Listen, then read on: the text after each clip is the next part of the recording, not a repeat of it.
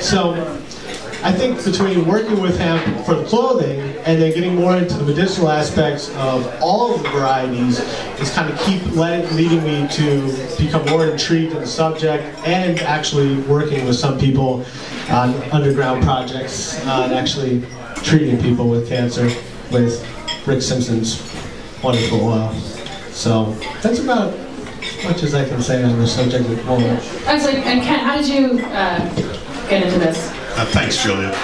Well, I'm a registered nurse, and I took a trip to Amsterdam in 1993, and I ran into a patient by the name of James Burton.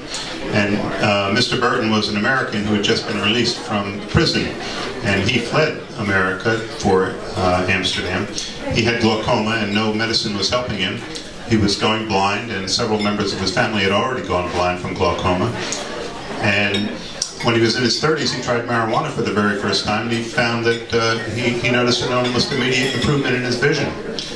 He talked to his eye doctor. His eye doctor said, "Oh, by all means, continue to use the marijuana." So Mr. Burton was a farmer, and he grew this marijuana on his farm.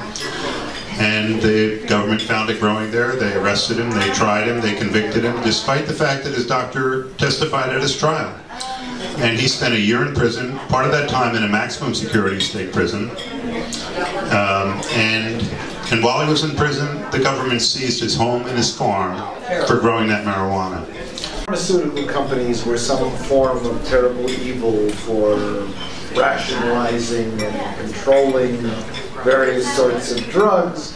Now, I would like to know from this panel how they expect to have a controllable dosage of anything if a pharmaceutical company is not controlling the dosage. I'll take that one.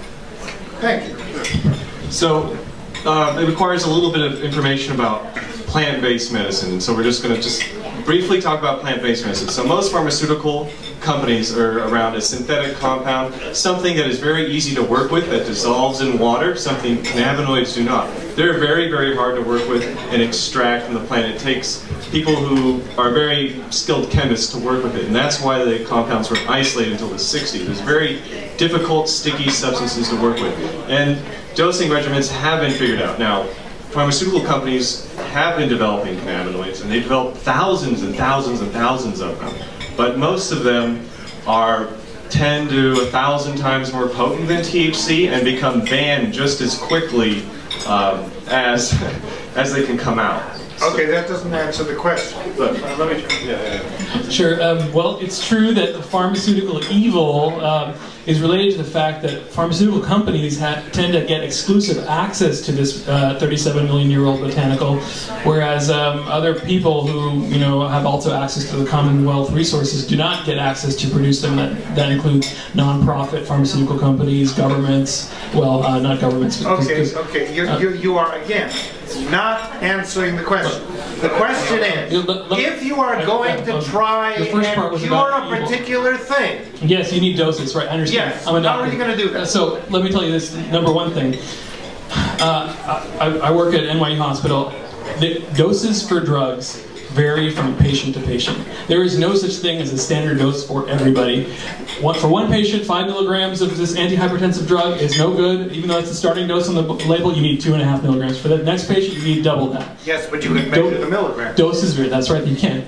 Believe it or not, you can measure what's in plants. There's whole new development called plant-based medicines where you can actually measure, and this is what they do in Holland. In Holland, they actually have the Ministry of Health, Education and Welfare has a program where they supply Dutch pharmacies all across the country with herbal cannabis, which has been tested using... Who does this?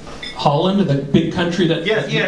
New Amsterdam, we're getting New York here. So in other words, you have a government authority doing it and measuring the dosage, yes? Well, the university. I'm just saying that because their government hasn't decided that cannabis is evil, but that is a medicine, they allowed for the creation of a regulatory system to allow for proper testing of cannabis herbal materials. I'm not arguing about it. We've got a lot of questions. I was just curious. I grow hops, And oftentimes when I have the hops at my various beer festivals, people want to know if it's cannabis, and I started doing some research on hops, and that they might have a relationship to cannabis, and I wanted to know if there's any research. This is a legal thing, it's a perennial, grows pretty high. But anyway, I was wondering whether or not there's any research being done on what I understand is a cousin to cannabis, which is the hop plants, and whether there are any similar medicinal applications to the hop plant.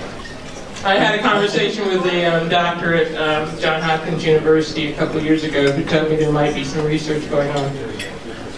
The botanical name for hops is Humulus, and apparently it's in the same family as Cannabiceae.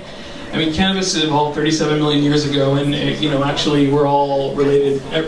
All plants and animals are all related, evolutionarily speaking. And but hops is the closest plant cousin to cannabis that we've found. But it doesn't produce the cannabinoid, phytocannabinoids that are the ones that are in the topic of this movie. But as Jahan and I have studied, there are other plants in nature that do produce some of these compounds. Yeah, can you elaborate on that? Because how is there a legal way for a human being to stimulate the cannabinoid system at this point in time until there's, or is there? Is it possible? Well, it depends what you mean by stimulate the endocannabinoid system. There are many receptors and molecules that make this up. If you ate a salad today or anything with black pepper or cloves in it, you ate a cannabinoid agonist, a CB2 agonist known as beta-caryophyllene. It's in nearly everything we eat. There's been other plants that actually have CB1 agonists, the things we associate with THC. So there's a species of rhododendron that grows in the south of China that produces cannabinoids. There's another plant from Africa that's unrelated to cannabis that produces very unique cannabinoids. Some of these look close in structure to THC, some of them look way off. So there are other sources of cannabinoids. We also have, I don't know, probably tens of hundreds of various different types of endogenous cannabinoids within our system. Some are even conjugated or connected to amino acids. So there's like amino acid type cannabinoids in our body. And also, you don't have to use a drug to stimulate your endocannabinoid system. You can run. The runner's high, the New York Marathon that just happened, the runner's high has been demonstrated to be not related to your endorphins. They talk about your endorphins. It's actually your endocannabinoid system, those bliss molecules that your brain has been making since birth. Also, if you